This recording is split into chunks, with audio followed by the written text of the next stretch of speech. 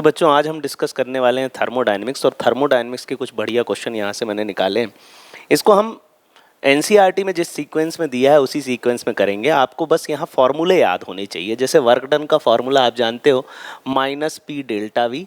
एक work done का formula होता है डेल्टा NGRT।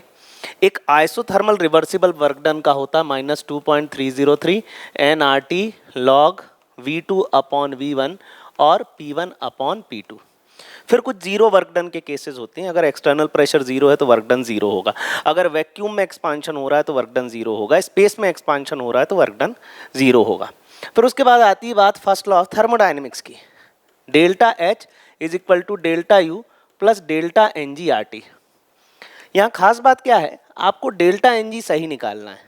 एग्जाम्पल के तौर पर twice N2 plus thrice H2 gives twice NH3। सबसे पहली बात, इस G का मतलब है गैस, तो आपको चेंज इन गैसियस मोल्स ही निकालना है।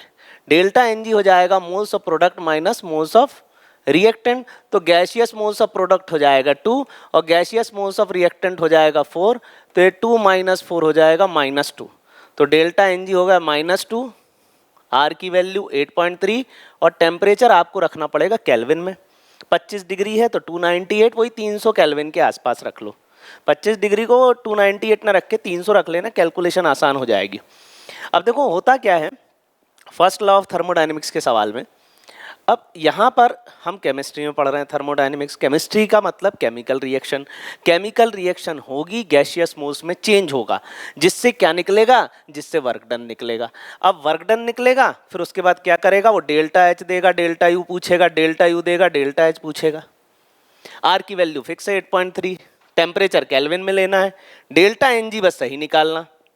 अब जैसे 2 - 4 को आप 2 मत लिख देना, -2 लिखना पड़ेगा, गलती यहाँ होती है। इसके बाद एक गलती और होती है, वो एंथैल्पी अगर देगा तो किलो जूल में देगा, और ये सब निकला है, ये जूल में निकला है, इसको 1000 से डिवाइड कर दो, तो जो आप वर्क डन निकालोगे उसको किलो जूल में ही निकालना। अब देखो आपको रिएक्शन देने वाला है, डेल्टा NG आप निकालने वाले हो, R और T की वैल्यू मल्टीप्लाई करके उसको 1000 से डिवाइड करके किलो जूल में निकालने वाले हो। मतलब ये वर्क डन आप निकालोगे ही फर्स्ट लॉ ऑफ थर्मोडायनेमिक्स में। बचेगा क्या, इंटरनल एनर्जी देगा, एंथैल्पी पूछेगा, एंथैल्पी देगा, इंटरनल एनर्जी पूछेगा। तो इस तरह के सवाल इसमें पूछे जाएंगे। Types of enthalpy has law, इसके क्वेश्चन जैसे जैसे आएंगे वैसे वैसे हम करेंगे। स्टार्ट करते हैं अपन वर्क डन से। 2 litre of an ideal gas at a pressure of 10 atmosphere, ठीक है, प्रेशर दे रखा है, expands isothermally at 25 degree centigrade, मतलब टेम्परेचर भी दे रखा है, इनटू अ वैक्यूम। अब देखो सबसे इंपॉर्टेंट बात, उसने क्या बोल दिया, वैक्यूम में एक्सपांशन हो रहा है। अब वो कुछ भी बोल दे, आइसोथर्मल बोल दे, कुछ भी बोल दे, अगर वैक्यूम में एक्सपांशन हो रहा है तो P एक्सटर्नल 0 होगा और इस केस का वर्क डन भी 0 होगा। अगर एक्सपांशन वैक्यूम में हो रहा है तो वर्क डन 0 है, हर केस में 0 है। NCERT की एक्सरसाइज का इन टेक्स्ट का पहला सवाल है, work done in vacuum is 0। तो यहाँ वर्क डन 0 होगा, लिख लो। वर्क डन होता है P external into delta V। अब एक्सटर्नल प्रेशर 0 होगा तो वर्क डन भी 0 होगा।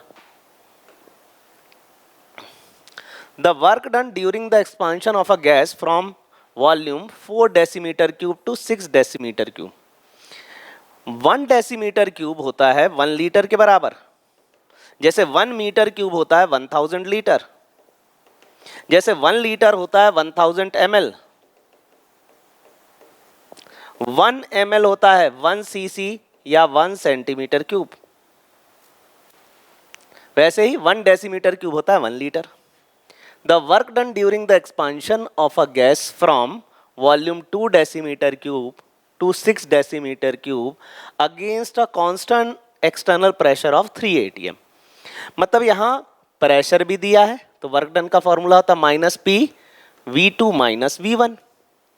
फाइनल वॉल्यूम क्या है 6, इनिशियल वॉल्यूम क्या है 4, प्रेशर क्या है 3, तो हो जाएगा वर्क डन -3 × 2। और अब इसकी यूनिट बहुत इंपॉर्टेंट है। अब ये क्या आ गया 6 -6 लेकिन ये -6 जूल नहीं है, यहां प्रेशर की यूनिट है एटमॉस्फेयर और वॉल्यूम की यूनिट है लीटर, तो ये लीटर एटमॉस्फेयर में आया। -6 लीटर एटमॉस्फेयर कहीं है नहीं, यहां तो सारे ऑप्शन जूल में है। तो 1 लीटर एटमॉस्फेयर भी आपको याद रखना पड़ेगा। 1 लीटर एटमॉस्फेयर होता है 101 जूल। तो इस लीटर एटमॉस्फेयर की जगह अगर मैं 101 रख दूं तो -606 आ जाएगा और इसके आसपास का ऑप्शन ये है।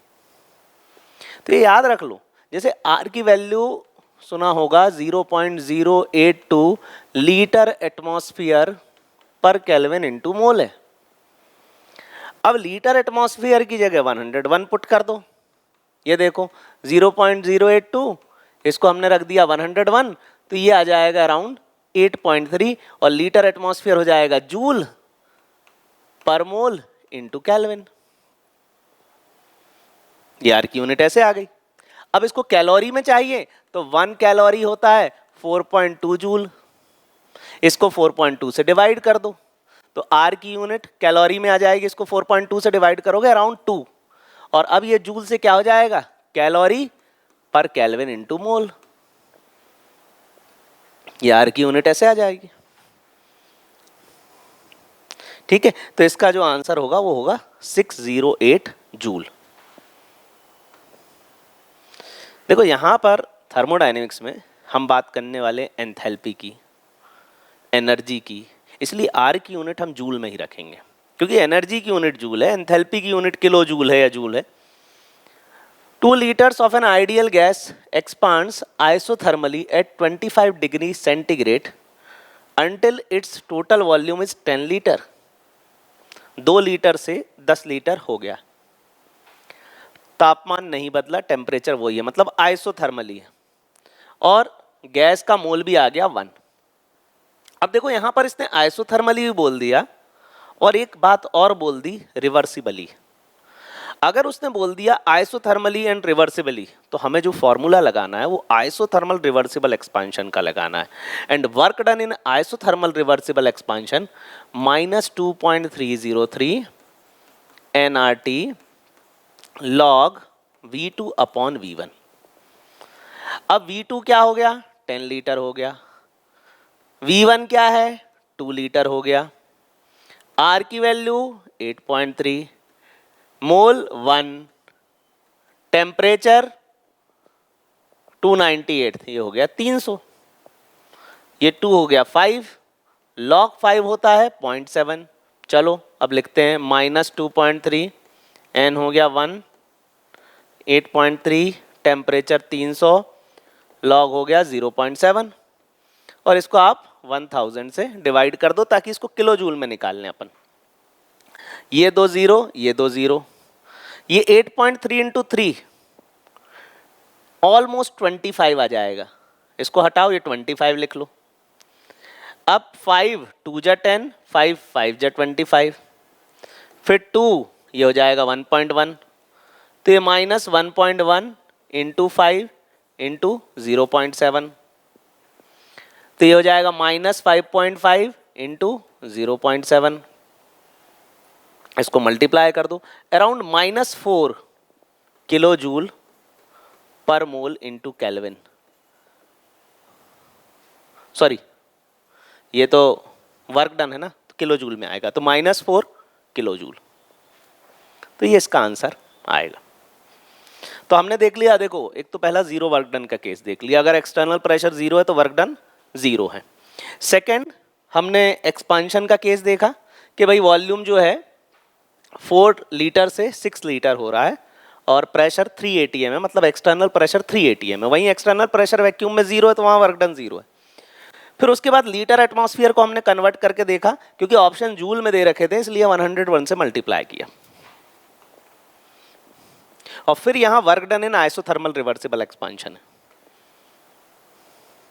अब हम बात करते हैं फर्स्ट लॉ ऑफ थर्मोडायनेमिक्स की। अब जैसा कि मैंने आपको पहले बताया था, फर्स्ट लॉ ऑफ थर्मोडायनेमिक्स, ये जो एंथैल्पी है इंटरनल एनर्जी और वर्क डन में कन्वर्ट हो रही है।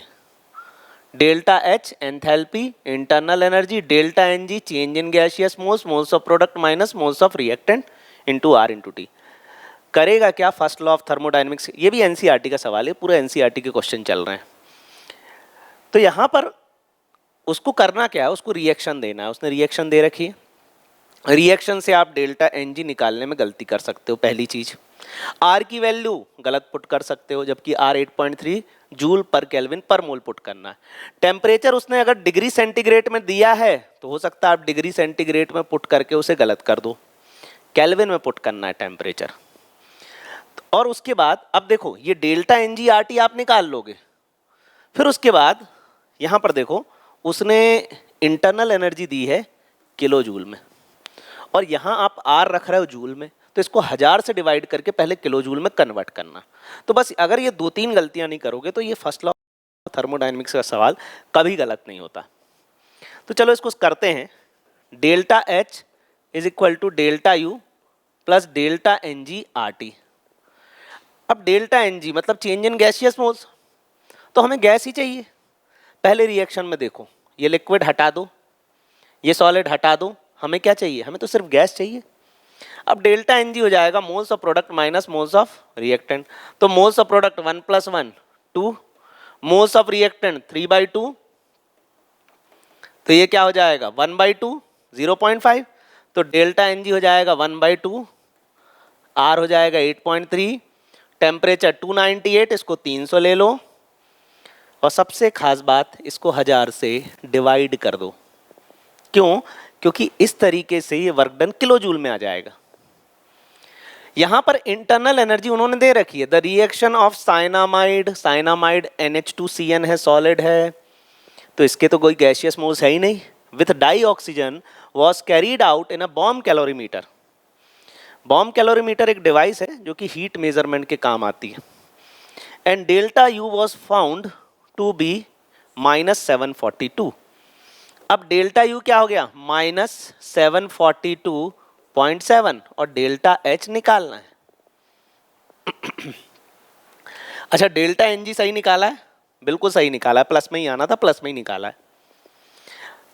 2 0 हटाओ, 8.3 × 3 25, बिल्कुल इसको फिक्स कर लो, ये है 25। 5 2 जा 5, 5 जा 25, 2 2 जा 4, और 4 1 जा 4 2 जा, तो 1.25।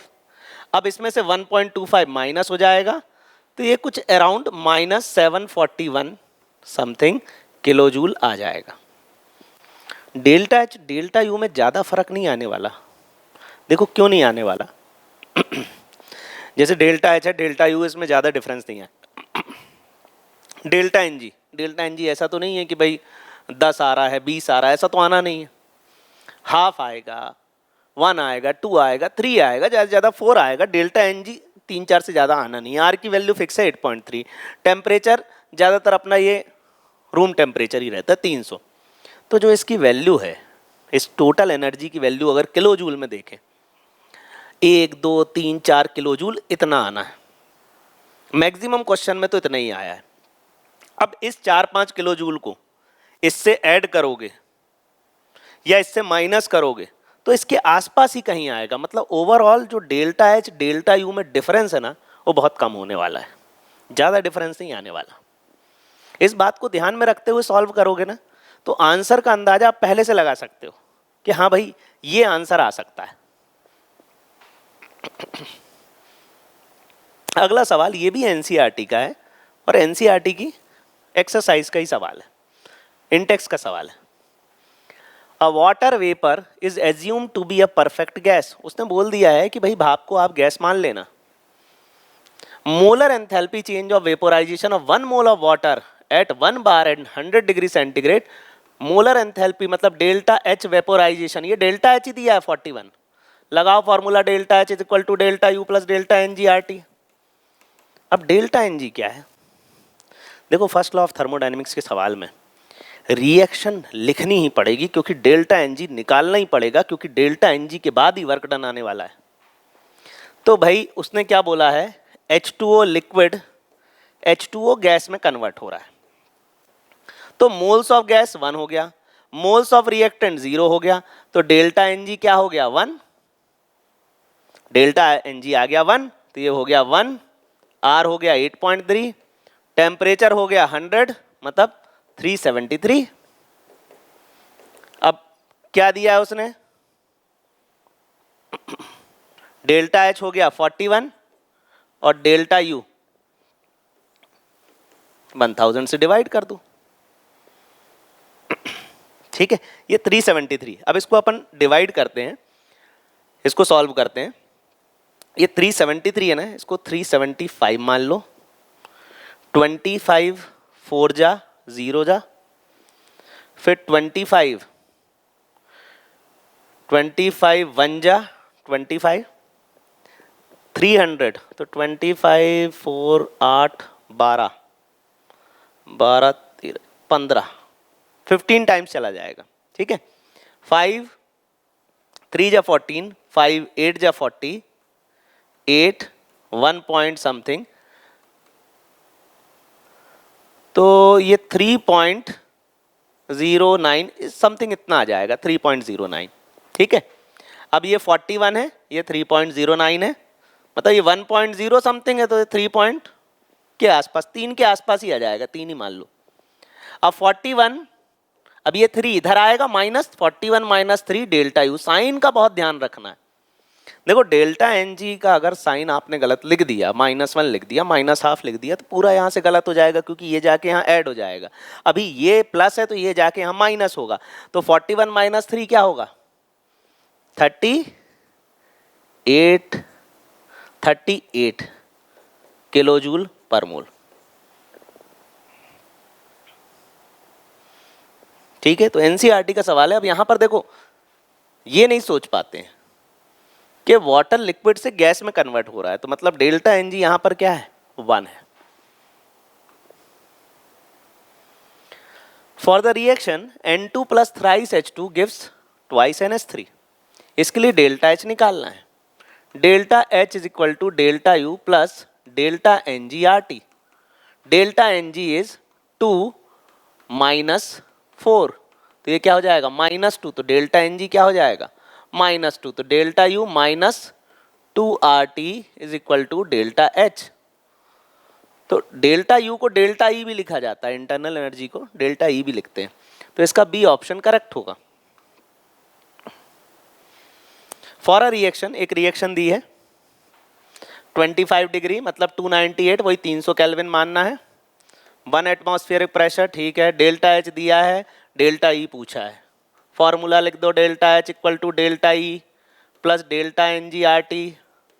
लिक्विड हटा दो, पहले ही हटा दो, गैसियस मोल्स दो, गैसियस मोल्स दो, 2 - 2 0, मतलब डेल्टा एन जी क्या हो गया, 0, तो वर्क डन हो गया 0, हटा दो। तो डेल्टा एच किसके बराबर है, डेल्टा ई के, तो डेल्टा एच कितना दिया है, इतना, तो डेल्टा ई भी इतना ही होगा, क्योंकि वर्क डन 0 है, गैसियस मोल्स में चेंज 0 है। लिक्विड को पहले ही हटा दो, डेल्टा एन जी बस सही निकालना है। For a reaction gas gas gas और लिक्विड हटा दो पहले ही। यहां पर आपको ये क्वेश्चन थोड़ा इनकम्प्लीट है, the difference between delta H and delta you, ये आपको निकालना है। इस सवाल को ऐसे ही पूछता है, what is the difference between heat at constant pressure and heat at constant volume. याद रखना, एंथैल्पी को हम बोलते हैं heat at constant pressure, internal energy को हम बोलते हैं हीट एट कांस्टेंट वॉल्यूम, और इन दोनों के बीच डिफरेंस यहां पर निकालना है।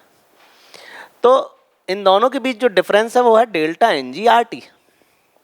अब डेल्टा एन जी क्या होता है, मोल्स ऑफ प्रोडक्ट, कितने मोल्स है, 3, रिएक्टेंट के मोल 5 + 1 6, ये क्या आ गया -3, तो -3 RT आना है, तो -3 RT है सी।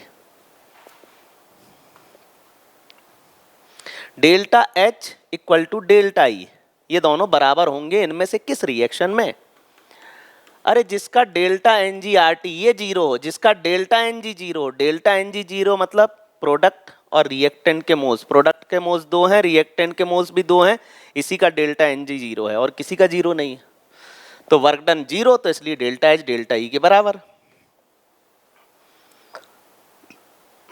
देखो यहां पर देखो सवाल को कैसे पूछा गया, the difference between heat of reaction at constant pressure, मतलब delta H and constant volume मतलब डेल्टा यू, इनके बीच जो डिफरेंस होगा वो होगा delta N G R T. ठीक है, मतलब यहाँ वर्क डन ही निकालना delta N G R T से। तो ये रहा लिक्विड हटाओ, ये रहा लिक्विड हटाओ। देखो 25 डिग्री पर वाटर लिक्विड ही होना है। 25 डिग्री 100 डिग्री के पहले पहले वाटर को लिक्विड ही लेना है। अगर वो बोल रहा है कि ईथेन का कंबशन रिएक्शन है और 25 डिग्री पर है और आपको लिखने को बोला है, तो जब आप लिखोगे तो वाटर 25 डिग्री पर लिक्विड ही होना, तो उसको लिक्विड ही लिखना है। अब ये हटाओ, प्रोडक्ट के मोल्स 12, रिएक्टेंट के 15, 12 माइनस 15 क्या हो जाएगा -3, तो बस यहाँ रख दो -3। आर की वैल्यू 8.3, टेम्परेचर क्या हो गया, ये हो गया 300 किलो जूल में चल रहा है सब, 1000 से डिवाइड कर दो, 0 0 0 0, इसको 25 हटाओ, 5 2 जा 5, 5 जा 25, 5 3 जा 15/2, ये हो गया 7.5। ये आ गया 7.5 के आसपास। तो delta N G R T 7.5, minus आएगा, बिल्कुल माइनस आएगा क्योंकि माइनस आगे लगा है।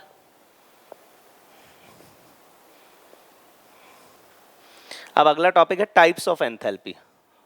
अब देखो एंथैल्पी की बात कभी भी आ जाए ना, तो एंथैल्पी का मतलब है एक मोल के लिए, बस इतना याद रख लेना, एक मोल के लिए, एक मोल जले, एक मोल बने, एक मोल न्यूट्रलाइज हो, एक मोल का एटमाइजेशन हो, एक मोल बॉन्ड को तोड़ दिया जाए, तो एंथैल्पी ऑफ वेपोराइजेशन, एक मोल वेपोराइज हो जाए, एंथैल्पी ऑफ फ्यूजन, एक मोल मेल्ट हो जाए। तो इस प्रोसेस में जितनी एनर्जी चेंज होने वाला है वही है एंथैल्पी। एंथैल्पी मतलब एक मोल के लिए। चलो अब यहां पर दिया है when this much gram of sulphur is burn to SO2, reaction तो लिखना बहुत जरूरी है। S + O2 gives SO2। Reaction balance है, गैस है और सॉलिड है। बहुत इंपॉर्टेंट बात हो गई अभी स्टेट लिखना। अरे नहीं तो डेल्टा एन जी कैसे सही निकालोगे अगर स्टेट सही नहीं लिखोगे तो। सल्फर सॉलिड है यहाँ पर, ठीक है। अब वो बोल रहा है 0.5 ग्राम सल्फर कितनी हीट प्रोड्यूस करता है, 4.6। 0.5 ग्राम sulphur 4.6 kilo joule heat produce करता है। तो 1 ग्राम सल्फर कितनी करेगा, इंटू 2 कर दो, 4.6 इंटू 2, तो 4.6 इंटू 2, 6 2 जा 12, 4 2 जा 8, 9.2, ये हो गई 9.2 किलो जूल हीट। 1 ग्राम 9.2 करेगा, ठीक है।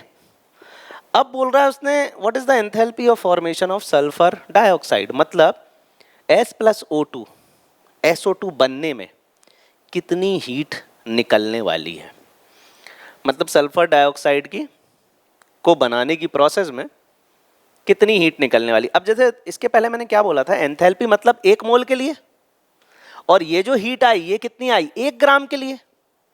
1 ग्राम सल्फर को बनाने में इतनी हीट निकलती है, और एंथैल्पी मतलब 1 मोल सल्फर, 1 मोल मतलब 32 ग्राम।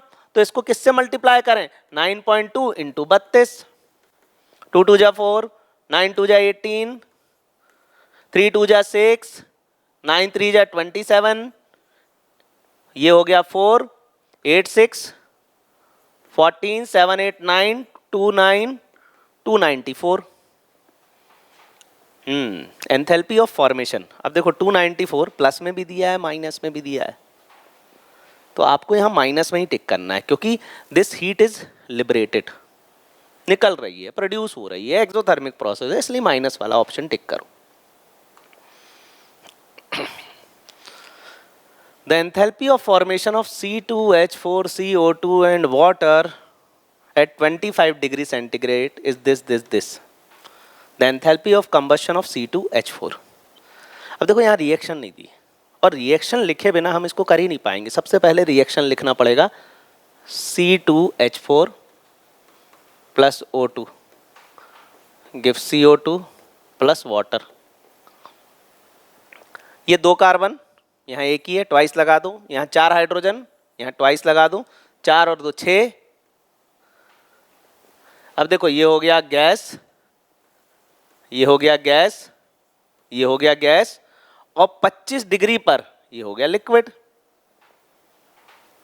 25 डिग्री बोला है ना, अच्छा यही तो खास बात है। अभी आप वाटर को गैस मान लोगे तो डेल्टा एन जी कुछ नया नहीं आने लगेगा, ठीक है, यहाँ पे लिक्विड है, तो इस बात का ध्यान रखना है अपन को। The enthalpy of formation of C2H4, इसकी एंथैल्पी ऑफ फॉर्मेशन दे रखी है, कितनी दे रखी है 52, ठीक है 52 सब किलोजूल पर मोल में। अच्छा O2 की एंथैल्पी ऑफ फॉर्मेशन क्या होगी? O2 की एंथैल्पी ऑफ फॉर्मेशन 0 है। देखो जो भी चीज नेचर में मिल रही है, O2, N2, H2 नेचर में फ्री स्टेट में मिल रही है, उसकी एंथैल्पी ऑफ फॉर्मेशन हम 0 मानेंगे। तो वैसे ही O2 की एंथैल्पी ऑफ फॉर्मेशन 0 है। CO2 माइनस 394, अब यहाँ पर एंथैल्पी होती है 1 मोल के लिए और यहाँ CO2 क्या है 2 मोल इंटू 2 कर दो।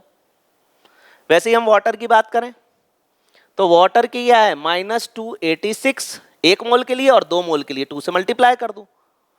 अब एंथैल्पी ऑफ कंबस्शन निकालना है, मतलब डेल्टा एच कंबस्शन निकालना है यहाँ पर। तो हम क्या करें, enthalpy of product minus enthalpy of reactant, तो दिस प्लस दिस और माइनस दिस, ऐसा करें। चलो इन दोनों को ऐड करते हैं, पहले एक अंदाजा लगा लेते हैं कि किसके आसपास आंसर आएगा, क्योंकि ऑप्शन में भी काफ़ी डिफरेंस है, आसानी से देख सकते हैं। इसको 286 को 300 के आसपास मान लो, 300 2 600, इसको 400 के आसपास मान लो 800, 800 और 600 माइनस ये -1400 के आसपास आ जाएगा। और इसमें से थोड़ा बहुत हमने कम भी करा था और माइनस आ जाएगा 52। दिस माइनस दिस करना है ना, तो ये दोनों तो माइनस थे ही और माइनस दिस करोगे तो ये माइनस में ही ज्यादा आने वाला है। तो यहां पर देखो 1400 के आसपास एक ही ऑप्शन है और कोई ऑप्शन ही नहीं है, ठीक है। तो यहां पर बिल्कुल आप बी टिक कर सकते हो। जब ऑप्शन में इतने डिफरेंस दे रहा हो तो इस तरीके से आप अंदाजा लगा सकते हो। The delta H for the reaction, इस रिएक्शन के लिए देखो गैस गैस सॉलिड, ठीक है, इसके लिए डेल्टा एच दे रखा है, एंथैल्पी ऑफ रिएक्शन -51583.2 इतना दे रखा है। अब standard enthalpy of formation of sulphur trioxide, इसका एंथैल्पी ऑफ फॉर्मेशन पूछा गया है। अरे भाई 4 मोल बनने में इतनी एनर्जी निकली तो 1 मोल बनने में कितनी निकलेगी, डिवाइड बाई 4 कर दो। एंथैल्पी तो 1 मोल के लिए होती है और एंथैल्पी ऑफ रिएक्शन मतलब पूरी रिएक्शन के लिए होती है। 4 है तो 4 मोल, 3 है तो 3 मोल। अब इसको 4 से डिवाइड कर दो, 4 3 जा 12, 4 9 जा 36, हाँ आ गया -395 आ गया इसका answer. Calculate the heat of reaction. अब यहां पर देखो बॉन्ड एंथैल्पी दी है। देखो इसके पहले सवाल में हमने करा कि एंथैल्पी ऑफ रिएक्शन होता है enthalpy of product minus enthalpy of reactant, लेकिन ऐसे केस में रिएक्टेंट और प्रोडक्ट की एंथैल्पी ऑफ फॉर्मेशन देता है। लेकिन जब बॉन्ड एनर्जी दी हो तब हमें क्या करना होता है, enthalpy of reactant minus product, क्योंकि इसमें एनर्जी लग रही होती है। अब देखो इस क्वेश्चन को करने के लिए पहले सारे बॉन्ड बनाओ, क्योंकि बॉन्ड को तोड़ने वाली उन्होंने एंथैल्पी या एनर्जी दे रखी है।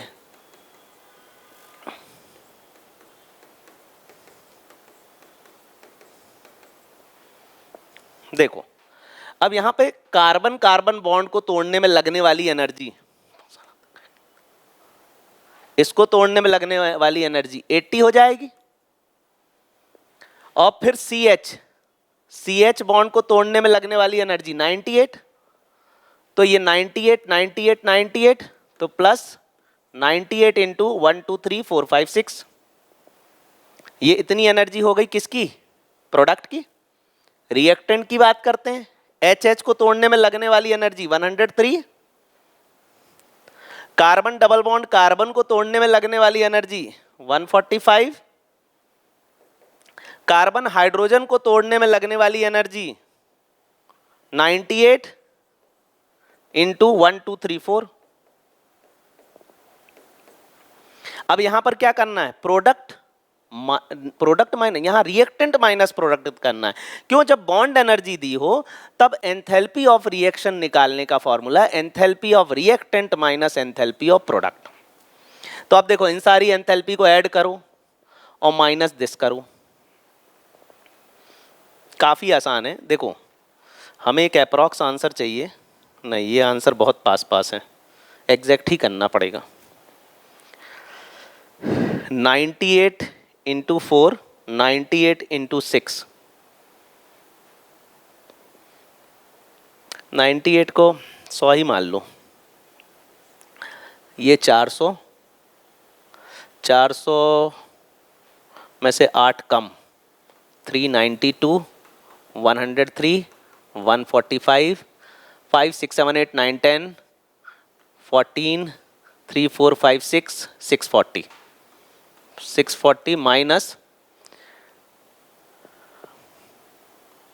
600 में से 12 कम, अगर ये 100 होता 600 होता तो 600 में से 12 कम 588 प्लस 80, ये 8 8 8 16, 668, ठीक है आ गया अपना 28 है। अप्रॉक्स भी करते तो भी आ जाता, ठीक है। तो ये बात समझ में आ गई। हाँ, तो जब बॉन्ड एनर्जी दी हो, इनकी बॉन्ड एनर्जी दी हो, तो इस तरीके से हमें इस सवाल को करना है। देखो यहां पर भी सवाल बॉन्ड एनर्जी से ही रिलेटेड है। Calculate the bond energy of NN bond if heat of atomization of NH3। अब ये हीट ऑफ एटोमाइजेशन क्या है, मतलब ये N और 3H, इसमें जो हीट लग रही है इसको ब्रेक करने में वो X है, और वैसे ही N2H4, N2H4 को ब्रेक करने में 2N प्लस 4H, इसको ब्रेक करने में जो हीट लग रही है वो Y है। Calculate the bond energy of NN bond. अब देखो यहां पे 3 बॉन्ड टूटे तो X हीट निकली, तो यहां से NH बॉन्ड की एंथैल्पी है X/3, तो यहां पर NH बॉन्ड की एंथैल्पी हो गई X/3। तो देखो यहां पर NH बॉन्ड की enthalpy X/3 X/3 X/3 X/3, तो X/3 1 2 3 4 इंटू 4, इतनी एनर्जी लग जाएगी इन NH बॉन्ड को तोड़ने के लिए, और फिर NN बॉन्ड की एनर्जी हमें निकालनी है। तो ये जो बॉन्ड एनर्जी है NN बॉन्ड की, ये हमें निकालनी है, ठीक है। मतलब टोटल इतनी एनर्जी लगने वाली है, और this energy is equal to Y, ये Y के बराबर है। ये पूरी इसको ब्रेक एंथैल्पी ऑफ एटोमाइजेशन, मतलब सारे बॉन्ड तोड़ने में कितनी एनर्जी लग रही है, वो टोटल ये है Y। अब एक काम करो, एनर्जी ऑफ NN, और ये इसको यहां माइनस कर दो, energy of N single bond N that is equal to Y minus 4x/3, तो ये हो जाएगा y माइनस 4x/3 या 3y माइनस 4x/3। ऐसा कोई ऑप्शन हो तो वो टिक कर दो, y माइनस 4x/3, हाँ ये वो ऑप्शन है, y 3y, हाँ ये वो ऑप्शन है। ये देखो ये 3y/3 माइनस 4x/3, ये वो ऑप्शन है, ठीक है। तो ये यहां पर इस तरीके से उन्होंने बॉन्ड एनर्जी देके सवाल पूछा है।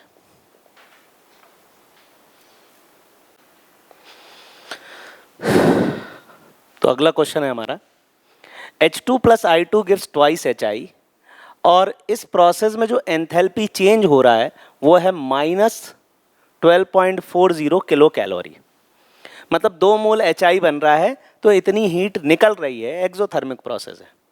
According to this reaction heat of formation of HI will be, अब देखो यहाँ पर heat of formation of H I मतलब कहीं ना कहीं एंथैल्पी ऑफ एच आई पूछ रहा है, मतलब 1 मोल एच आई बनने में कितनी हीट निकली।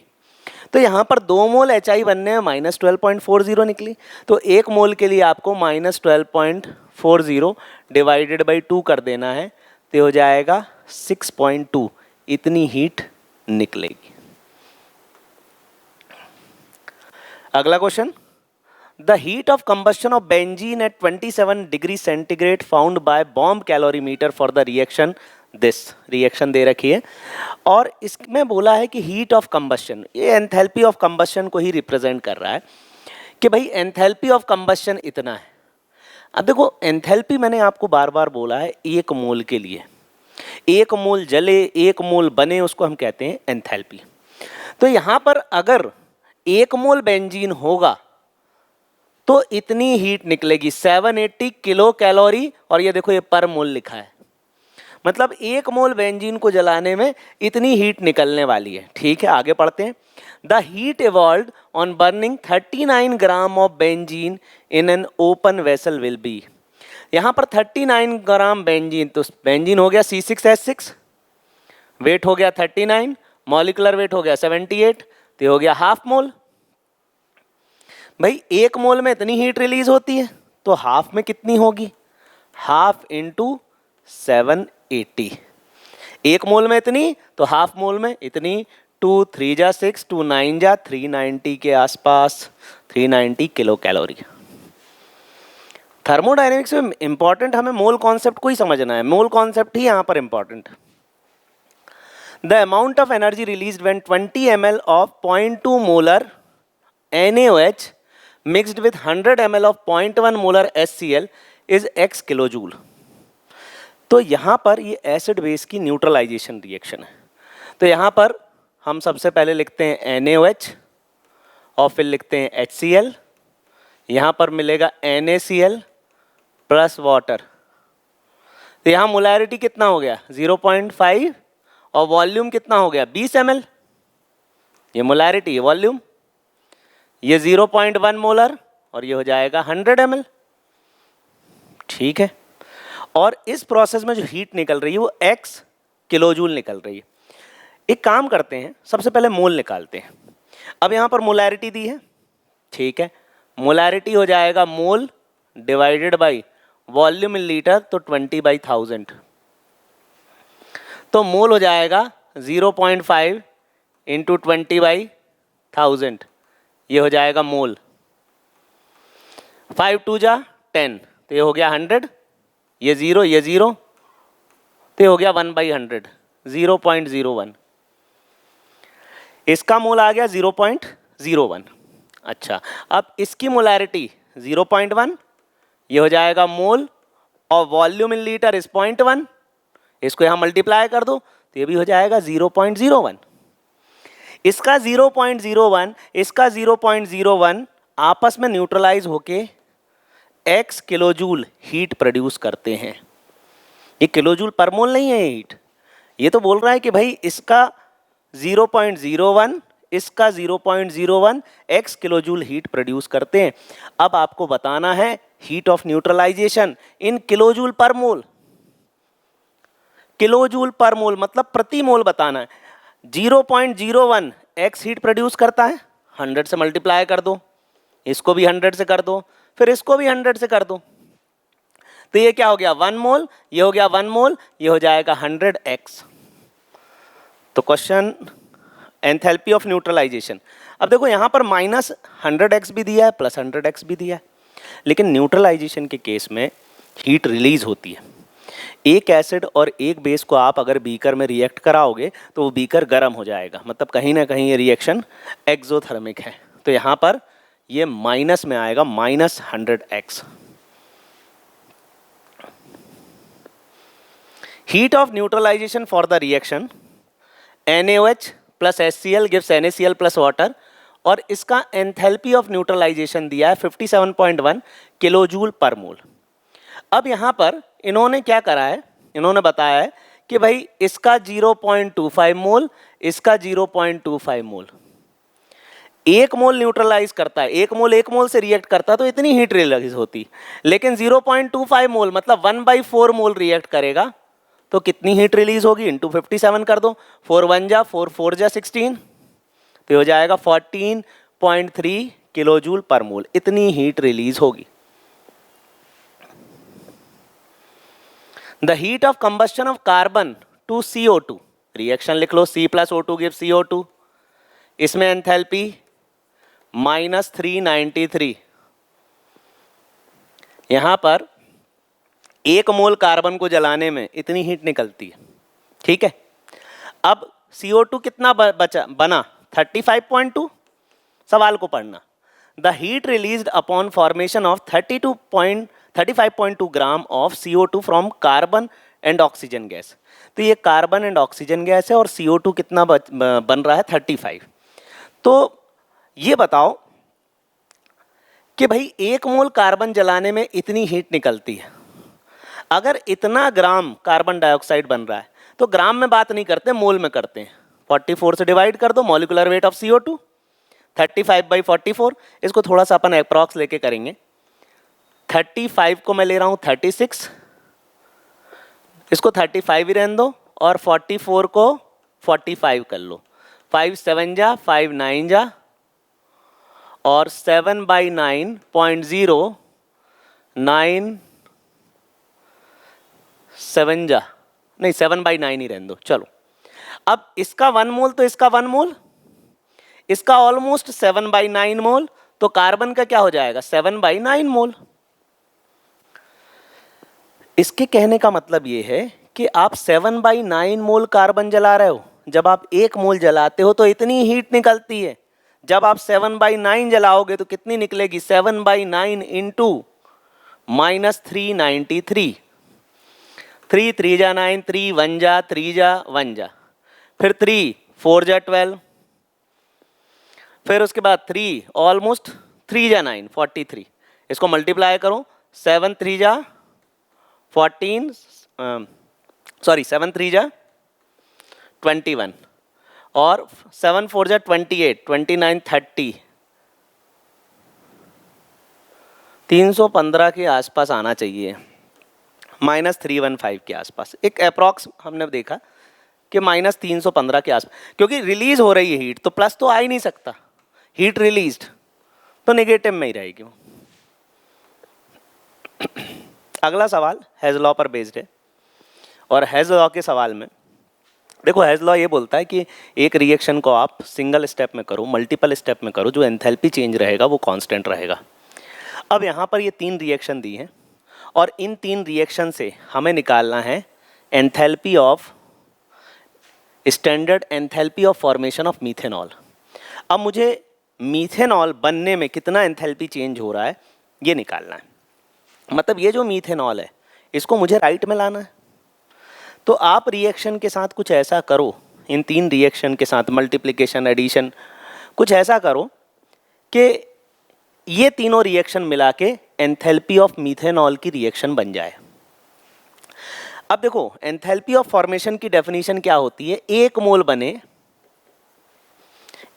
बने रिएक्टेंट की स्टैंडर्ड स्टेट से बने, C plus twice H2 plus half O2, 1 मोल बने रिएक्टेंट की स्टैंडर्ड स्टेट से बने। तो ये रिएक्शन हमें चाहिए इन 3 रिएक्शन से। या तो आप ऐसा कर सकते हो कि भाई ये इन 3 रिएक्शन के साथ जो आप करोगे वही उनकी एंथैल्पी के साथ करोगे। अगर किसी रिएक्शन को 2 से मल्टीप्लाई करोगे तो एंथैल्पी को भी 2 से मल्टीप्लाई करोगे। किन्हीं 2 रिएक्शन को प्लस करोगे तो उनकी एंथैल्पी भी प्लस करोगे। इस रिएक्शन को माइनस करोगे तो इसकी एंथैल्पी भी माइनस करोगे। यहां पर अब जैसे C plus twice H2 half O2 gives methanol. देखो, हमें मीथेनॉल बनाना है तो मीथेनॉल कहाँ आना चाहिए, राइट में आना चाहिए। तो मीथेनॉल यहाँ लेफ्ट में। एक काम करो, इसको माइनस माइनस माइनस और माइनस लगा दो। इससे मीथेनॉल कहाँ आ जाएगा, इससे मीथेनॉल राइट में आ जाएगा। अब देखो, यहाँ पर ये CO2 है और वाटर है। आपको एक बात जरूर ध्यान रखनी है कि भाई जो CO2 और वाटर है उसको कैंसिल करना है। हेज लॉ के मैक्सिमम क्वेश्चन में, क्या हर ही क्वेश्चन में आपको कैंसिल ही करना पड़ेगा, क्योंकि CO2 water enthalpy of formation में नहीं आ सकते। एंथैल्पी ऑफ फॉर्मेशन का मतलब है एक मोल बने रिएक्टेंट की स्टैंडर्ड स्टेट से बने, तो कार्बन की स्टैंडर्ड स्टेट CO2 हो ही नहीं सकती, हाइड्रोजन की H2O हो ही नहीं सकती। जो स्टैंडर्ड स्टेट है कार्बन की वो C है सॉलिड, हाइड्रोजन की H2 है, ऑक्सीजन की O2 है। तो अब देखो यहाँ पर ये CO2 है तो मतलब CO2 वाटर कैंसिल ही करना है, तो ये CO2 खत्म, ये ट्वाइस वाटर, ये ट्वाइस, ये ट्वाइस, ये ट्वाइस, ये इंटू 2, तो ये वाटर वाटर खत्म। ठीक है, अब देखो ये इक्वेशन आ जाएगी, कार्बन यहाँ आ गया, हाइड्रोजन यहाँ आ गया, ऑक्सीजन ये O2 है, देखो 2 ये O2, twice O2 minus 3/2 O2, तो ये हो गया हाफ O2, तो ये हो गया मीथेनॉल। अब देखो इसको हमने 2 से मल्टीप्लाई करा, इसको भी 2 से कर दिया, इसको 2 से मल्टीप्लाई करके लिखो, 6 2 जा 12, 8 2 जा 16 17, 2 2 जा 4, माइनस 572। ठीक, अब उसके बाद माइनस 393, इन दोनों को ऐड करा, और माइनस 726, तो प्लस 726, ऐसा करना होगा। और इस पूरे को सॉल्व करने के बाद आंसर आता है -239। तो यहाँ पर क्या है, ये जो 393 और 286, इससे ज़्यादा ध्यान हमें इस बात का रखना है कि किसके आगे प्लस है और किसके आगे माइनस है। तो यहाँ पर देखो ये दो माइनस है और ये प्लस, और आंसर किस में आएगा, माइनस में आएगा। देखो यहाँ पर ये माइनस में आंसर आ रहा है, तो आंसर का साइन इंपॉर्टेंट है और ये प्लस माइनस का साइन इंपॉर्टेंट है। Calculate the enthalpy of formation of methane. अब मीथेन बनाना है, मीथेन बनाना है तो इसको राइट में ले जाना है, तो minus minus minus minus, CO2 water हटाना है। ये देखो CO2 ये तो हट गया, लेकिन ये वाटर नहीं हट पाया, ट्वाइस ट्वाइस ट्वाइस, तो ये ट्वाइस वाटर हट गया। इन दोनों को ऐड करो, अब इसको ट्वाइस करा तो इंटू 2 इसको भी कर दो।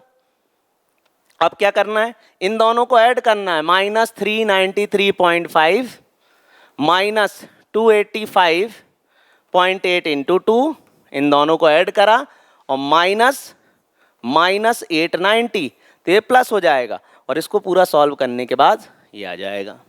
तो हेज लॉ में हमें यही बात ध्यान रखनी है कि भाई जो चीज़ हम बना रहे हैं उसको राइट में लेके आना है और CO2 वाटर को कैंसिल करना है। इस क्वेश्चन को देखते हैं कैसे करना है। CO2 वाटर कैंसिल करना है, 12 CO2, 12 से मल्टीप्लाई कर दो, 12 12 12 और इंटू 12, 11 11 और 11 और इंटू 11।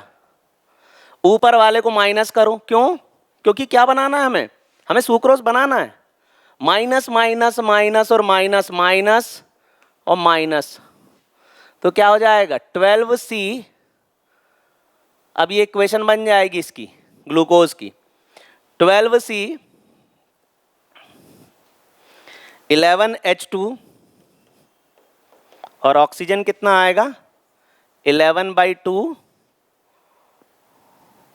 और अरे 12O2 कैंसिल हो जाएगा, 12O2 और 12O2 चला गया, 11/2O2, नहीं, हाँ ये प्लस माइनस चला जाएगा, तो 11/2O2 और C12H22O11, ये फॉर्मूला बन जाए। तो हमने करा क्या, इसको 12 से, इसको 11 से मल्टीप्लाई करा, इन दोनों को ऐड करा, इससे माइनस करा, तो इसको इससे मल्टीप्लाई करो, इससे मल्टीप्लाई करो और माइनस दिस करो, तो ये प्लस में हो जाएगा। इस तरीके से करने पर आंसर -2218 आ जाएगा। तो इस तरीके से हमको हेज लॉ के सवाल करने हैं, और सबसे इंपॉर्टेंट यहाँ पर हेज लॉ ही है। अगला टॉपिक है molar heat capacity. Molar heat capacity मतलब एक मोल सब्सटेंस का टेम्परेचर अगर 1 डिग्री से बढ़ाना है तो जो हीट देनी पड़ेगी उसको हम कहते हैं मोलर हीट कैपेसिटी। ये हर सब्सटेंस की अलग अलग होती है और इसकी यूनिट होती है किलोजूल पर मोल पर केल्विन। अब जैसे यहाँ पर हमारे पास वाटर है, इसको अगर हम हीट करें, हीट करने पर टेम्परेचर में चेंज आएगा, मतलब टेम्परेचर बढ़ेगा, हीट उतनी लगेगी जितने ज़्यादा मोल होंगे, तो heat is directly proportional to change in temperature, heat is directly proportional to mole, तो heat is directly proportional to n delta T, तो heat is equal to n C P delta T, where C P is molar specific heat. एक mole substance का temperature 1 degree से बढ़ाना है तो जो heat देनी पड़ेगी उसको हम बोलेंगे मोलर स्पेसिफिक हीट। अब देखो यहां पर क्या दिया गया है, आपको मोल निकालना पड़ेगा 60 gram aluminium. Calculate the amount of kilojoule of heat necessary to raise the temperature of 60 gram of aluminium from 35 to 55 degree centigrade. Molar heat capacity of aluminium is 24 joule per mole पर kelvin. अब इस unit को समझते हैं कि भाई 24 joule heat 1 मोल aluminium को दे दी जाए तो उसका टेम्परेचर 1 केल्विन से बढ़ जाएगा। ये मोलर स्पेसिफिक हीट है, मतलब ये यहां पर लिखा सीपी है। तो एन हम सबसे पहले निकालें, एल्यूमिनियम का मास 27, तो ये आ गया एन 60/27, सीपी 24 और delta T 55 minus 35 that is 20, तो ये आ जाएगी हीट। लेकिन ये जूल में आएगी तो इसको 1000 से डिवाइड कर दो, ये किलो जूल में आ जाएगी। अप्रॉक्स लेंगे 25 मान लो इसको, ये 4 टाइम्स, ये 2 जा, फिर 2 30 जा, ये ऑलमोस्ट 1.06 किलो जूल के आसपास इसका आंसर आ जाएगा। तो ये molar heat capacity, heat capacity कहो मतलब हीट कैपेसिटी कहो, मोलर हीट कैपेसिटी कहो, एक ही बात है। कहीं ना कहीं ये वो हीट है जो कि एक सब्सटेंस एब्जॉर्ब करके अपना टेम्परेचर बढ़ाएगा। Calculate the enthalpy change of 1 mole of water at 10 degree centigrade to ice at -10 degree centigrade, enthalpy of fusion is 6.03। देखो ये भी एनसीईआरटी का सवाल है, इसमें क्या 2-3 स्टेप है, पहले अपन उस स्टेप को समझते हैं। उन्होंने बोला 10 डिग्री वाटर है, तो 10 डिग्री सेंटीग्रेड हमारे पास वाटर है, लिक्विड है। अब उसको -10 डिग्री आइस पे ले जाना, मतलब टेम्परेचर कम करना है। तो 10 डिग्री सेंटीग्रेड वाटर है, इसको हम 0 डिग्री सेंटीग्रेड वाटर पे लेके आते हैं, फिर इसको हम 0 डिग्री सेंटीग्रेड आइस पर लेके आते हैं, फिर इसको हम -10 डिग्री सेंटीग्रेड आइस पर लेके आते हैं। ठीक है, अब देखो ये 10 से 0 हो गया, तो इसको हम बोलेंगे एनसीपी डेल्टा टी। यहां पर क्या हो जाएगा, एनसीपी डेल्टा टी। और यहां पर आइस से लिक्विड, इसमें क्या हो रहा है, फ्यूजन। ये आइस से लिक्विड फ्यूजन हो रहा है, मतलब ये आइस मेल्ट होगा तो इतनी हीट लगेगी। तो फिर इस डायरेक्शन में जाएंगे तो -6.03 किलो जूल इतनी हीट देनी पड़ेगी। देखो एंथैल्पी ऑफ फ्यूजन मतलब 1 मोल आइस 1 मोल लिक्विड में कन्वर्ट होगी तो प्लस में इतनी हीट देनी पड़ेगी। लेकिन जब उसकी रिवर्स प्रोसेस हो रही है तो इतनी हीट निकालनी पड़ेगी, तो ये माइनस में आ गया। अब देखो इस प्रोसेस में कितनी हीट लगेगी, एन मतलब 1, CP, CP for liquid, liquid के लिए अलग है, आइस के लिए अलग है। तो लिक्विड के लिए 75, डेल्टा टी 0 - 10 क्या हो गया, -10। इसको 1000 से डिवाइड करो, क्यों, क्योंकि ये किलो जूल में है, इसको भी किलो जूल में होना पड़ेगा, तो ये आ जाएगा -0.75। इस प्रोसेस में -6.03, इस प्रोसेस में निकालते हैं, एन तो 1 ही है, सीपी 36.8, इसको 37 ही मान लो, डेल्टा टी -10 -0, तो ये -10 ही बचेगा, 1000 से डिवाइड कर दो, तो ये क्या हो जाएगा, -0.37। अब पूरी प्रोसेस की एंथैल्पी चेंज होगा 0.75 -6.03 और -0.37, 7 8 9 10 15 7 8 9 10 11, तो ये आ जाएगा 7.15 माइनस में किलो जूल पर मोल। तो पूरा इतना एंथैल्पी चेंज होगा इस पूरी प्रोसेस में, एनसीईआरटी का सवाल है ये। The specific heat of gold is this much joule per gram, मतलब 1 ग्राम गोल्ड का टेम्परेचर अगर 1 डिग्री से बढ़ाना है तो इतनी हीट लगेगी। आपको सबसे इंपॉर्टेंट बात यूनिट को समझना है। 1 ग्राम का टेम्परेचर 1 डिग्री से बढ़ाना है तो इतनी हीट लगेगी। तो बताओ 1 mole, what is the molar heat capacity, मतलब 1 मोल गोल्ड का टेम्परेचर, 1 ग्राम का टेम्परेचर बढ़ाना हो तो 0.129 इतनी हीट लगेगी, 0.129 जूल, 1 ग्राम का टेम्परेचर बढ़ाना हो। अब 1 मोल गोल्ड मतलब 197 ग्राम, तो 0.129 इंटू 197 कर दो। 197, देखो इसको ऐसा कर लो, 0.13 और 197 को 200 मान लो, अप्रॉक्स, ये 2 0 ये 2 0, तो ये 26 के आसपास आएगा। 26 से थोड़ा सा कम आ जाएगा, 24 के आसपास, क्योंकि मैंने इसको बढ़ा लिया ना, ये 24 के आसपास आ जाएगा। 24 जूल, जूल चल रहा था, 1000 से डिवाइड करा नहीं, 24 जूल मोलर हीट कैपेसिटी। ठीक है, आगे बढ़ते हैं। अगला टॉपिक है एंट्रोपी, और एंट्रोपी का फॉर्मूला होता है -ΔH/T। अब एंट्रोपी होती है रैंडमनेस। अगर किसी सराउंडिंग में हीट जा रही है तो सराउंडिंग हीट को एब्जॉर्ब करेगी, उसके गैस मॉलिक्यूल की काइनेटिक एनर्जी बढ़ेगी और वहीं से एंट्रोपी भी बढ़ेगी। यहाँ पर ΔH दे रखा है -286।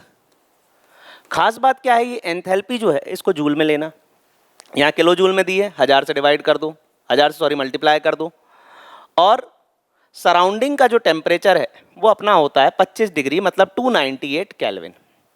इसको 298 से डिवाइड कर दो, तो यहाँ पर अपनी एंट्रोपी आ जाएगी 298। ये देखो ये प्लस हो जाएगा 286 इंटू 1000, और 298 को 300 ही मान लो। ये 0 ये 0 ये 0 ये 0, 3 9 जा 27 और 3 5 जा 15, तो 950 joule per mole into kelvin, ये एंट्रोपी की यूनिट होगी। देखो एंथैल्पी की यूनिट होती ही है किलो जूल पर मोल, और टेम्परेचर यहाँ केल्विन में ही रखना है। खास बात ये है जो एंट्रोपी की यूनिट आएगी ना, वो जूल पर केल्विन में ही आएगी। एंट्रोपी ज़्यादातर जूल में आएगी, वहीं enthalpy internal energy kilo joule में आएगी। तो इस तरीके से इसको सॉल्व करना, ये भी एनसीईआरटी का सवाल है। अब देखो यहाँ पर 2 क्लोरीन एटम मिलकर क्लोरीन मॉलिक्यूल बना रहे हैं।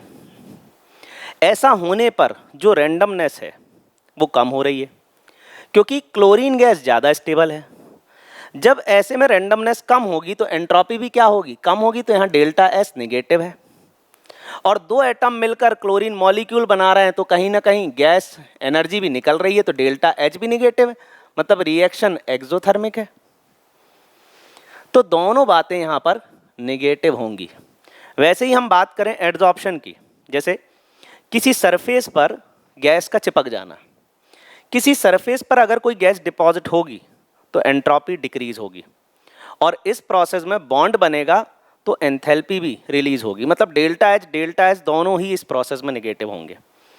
वहीं अगर एक एग को बॉईल कर दिया जाए और वो जो एग है वो लिक्विड से सॉलिड हो जाए, तो एक इंपॉर्टेंट पॉइंट यहाँ पर आता है, वो जो एग है वो अगर लिक्विड से सॉलिड हो गया तो उसकी एंट्रोपी कम नहीं होती, बढ़ती है यहाँ पर।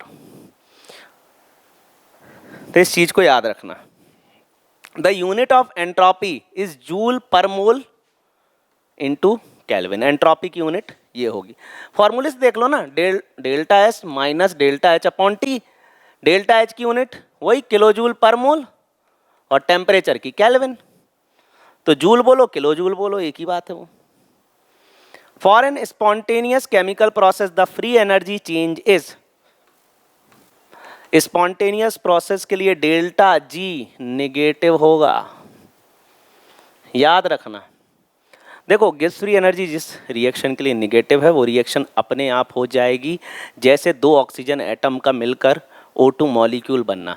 तो जो रिएक्शन नेचर में अपने आप हो रही हैं वो स्पॉन्टेनियस प्रोसेस है, वहीं जो रिएक्शन अपने आप नहीं हो रही हैं वो नॉन स्पॉन्टेनियस प्रोसेस है। स्पॉन्टेनियस प्रोसेस में ΔG नेगेटिव होगा, वहीं नॉन स्पॉन्टेनियस में ΔG पॉजिटिव होगा। और डेल्टा जी का एक फॉर्मूला है delta H minus T delta S. Delta G कब निगेटिव होगा? जब डेल्टा एच निगेटिव होगा और डेल्टा एस पॉजिटिव होगा, या फिर बहुत हाई टेम्परेचर पे। अब टेम्परेचर बहुत ज़्यादा है तो ये माइनस की वैल्यू बहुत ज़्यादा है तो डेल्टा जी निगेटिव ही होगा, रिएक्शन स्पॉन्टेनियस ही होगी।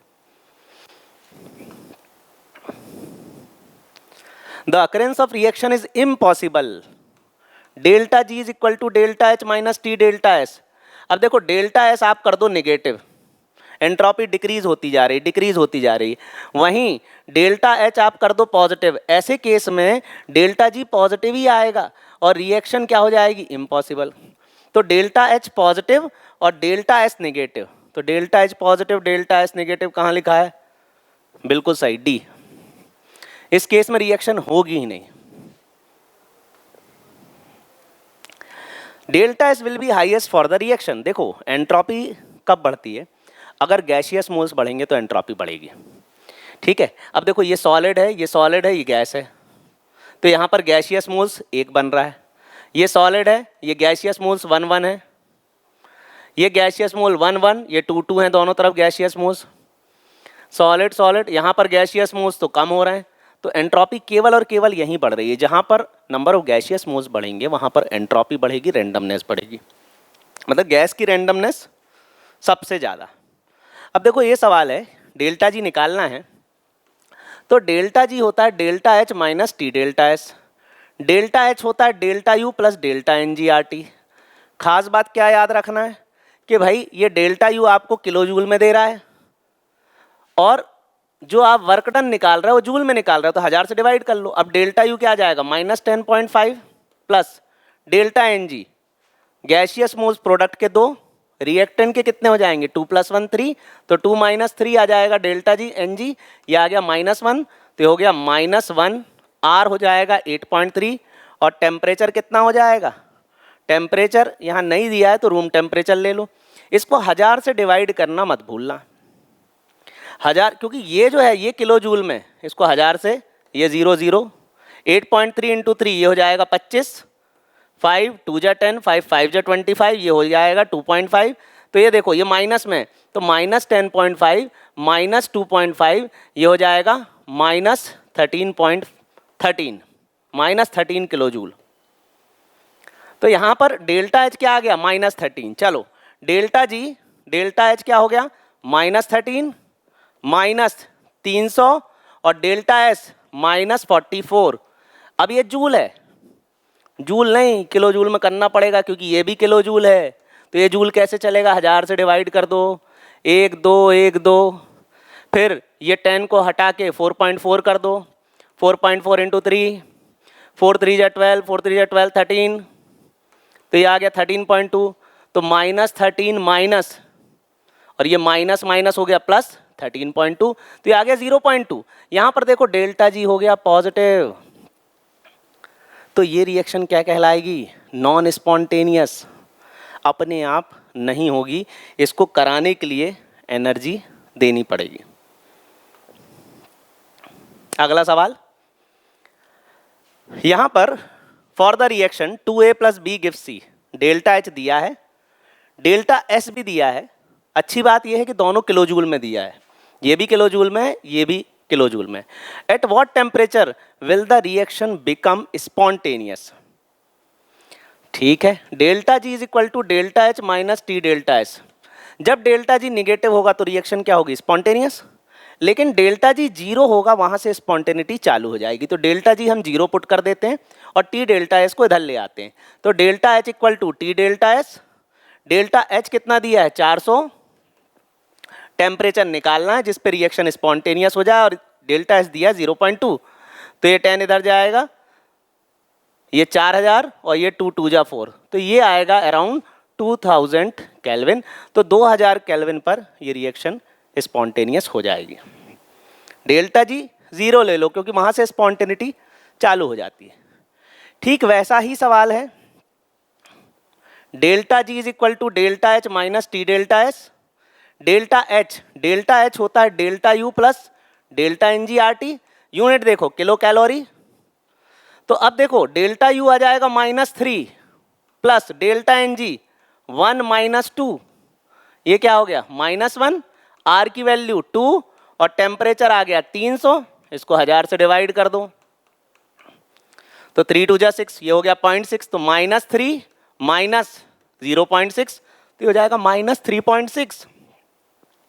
तो यहां से एंथैल्पी क्या आ जाएगी -3.6 क्या किलो कैलोरी, माइनस टेम्परेचर वही 300 दे रखा है और डेल्टा एस -10, ये लो -10, लेकिन ये कैलोरी में है तो इसको 1000 से डिवाइड कर दो, 1 2 1 2 2 जान दो, तो -3.6 और ये माइनस इस माइनस, बस प्लस माइनस का ध्यान रखना है, प्लस माइनस का ध्यान रख लोगे गलत नहीं होगा। अब देखो ये हो जाएगा +3 तो ये आ जाएगा -0.6 किलो कैलोरी, या फिर हम इसको बोल देंगे माइनस ही आएगा, हाँ माइनस, तो 0.6 किलो मतलब 1000 कैलोरी, तो -600 कैलोरी, ए आ जाएगा इसका आंसर।